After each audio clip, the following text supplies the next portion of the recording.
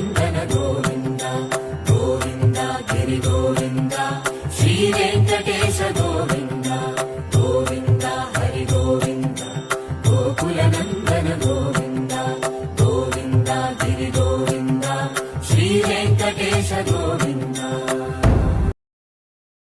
సుప్రభాత రస గోవింద విశ్వరూప విభు గోవింద గోమాల రుచిర గోవింద నిత్య కళ్యాణ గోవింద గోవింద హరి గోవింద గోకుల నందన గోవింద గోవింద గిరి గోవింద.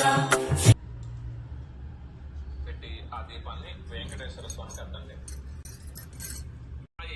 ఓం విశ్వరణ్యై నమః, ఓం పుష్ట్యై నమః, ఓం దారిద్ర్యనాశన్యై నమః, ఓం ప్రీతిపుష్కరణ్యై నమః, ఓం శాంతాయై నమః, ఓం సర్వోపద్రవవారణ్యై నమః, ఓం నవదుర్గాయై నమః, ఓం పద్మగంధన్యై నమః, ఓం పుణ్యగంధాయై నమః, ఓం సుప్రసన్నాయై నమః, ఓం ప్రసాదాభి. ఇప్పుడు నేను దీపం పెట్టానే, ఇదే అఖండ దీపం. అదిగో అక్కడ గొల్ల మండపం తర్వాత కనపడుతుందే, అదే మహాద్వారం. అది దాటితే ధ్వజస్తంభం, వెండి వాకిలి. అవి రెండూ దాటి ఆనంద నిలయంలోకెళ్లి అలా గర్భగుడిలోకి చూస్తే బంగారు కిరీటంతో నుదుటి మీద కర్పూరంతో దిద్దిన మందపాటి రెండు నామాల మధ్యన కుంకుమ పువ్వుతో చేసిన కస్తూరి తిలకంతో ఆయన మొహం కనిపిస్తుంది. అంతే, అక్కడే ఆయనకు కంప్లీట్ గా సరెండర్ అయిపోతావు. చెవులకు మకర కుండలు, కుడి చేతిలో సుదర్శన చక్రం, ఎడమ చేతిలో శంఖం. ఇంకో కుడి చేయి కాస్త ముందుకు చాచి ఆయన పాదాలు చూపిస్తుంటాడు చూడు, ఇవే బ్రహ్మ కడిగిన పాదాలు అన్నట్టు. ఇంకో ఎడమ చెయ్యి నేనున్నాను నీకంటూ అభయమిస్తుంటుంది. కుడి ఎద మీద లక్ష్మీదేవి, ఎడమ ఎద మీద పద్మావతీదేవి. ఆయన రెండు భుజాల మీద నాగభరణాలున్న ఆ పెద్దాయనను చూడగానే ఒక్కసారిగా కళ్లలో నీళ్లు, నరాల్లో ఉత్తేజం, ఒంట్లో ధైర్యం, ఎదలో హాయి వచ్చేస్తాయి.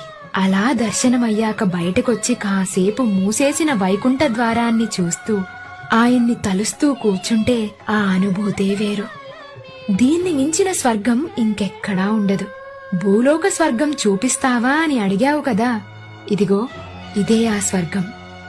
ఇదే భూలోక వైకుంఠం. ఇదిగాక సౌభాగ్యం, ఇదిగాక తపము, మరి ఇదిగాక వైభవం బికనొకటి లేదు.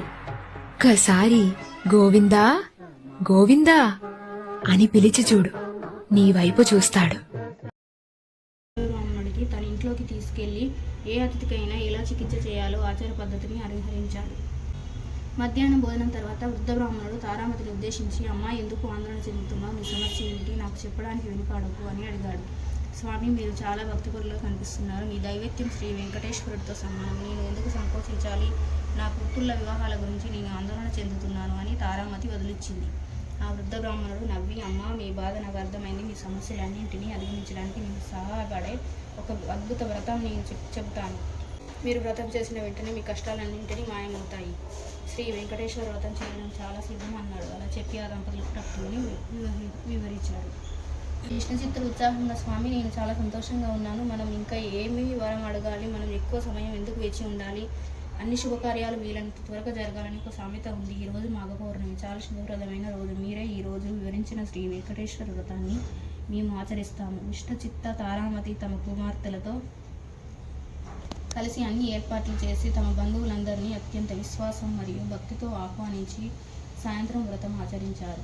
వ్రతానికి హాజరైన వారందరూ ప్రసాదం తీసుకుని తమ ఇళ్లకు బయలుదేరారు. విష్ణుచిత్తుడు మరియు తారామతి వృద్ధ బ్రాహ్మణుడి పాదాలకు సాష్టాంగ నమస్కారం చేసి అతని ఆశీస్సులు కోరారు. వృద్ధ బ్రాహ్మణుడు కూడా తీర్థం మరియు ప్రసాదం తీసుకుని అన్ని కోరికలు నెరవేరగా శ్రీనివాసుడు మరియు లక్ష్మీదేవి మిమ్మల్ని ఆశీర్వదించుగాక అని ఆశీర్వదించారు.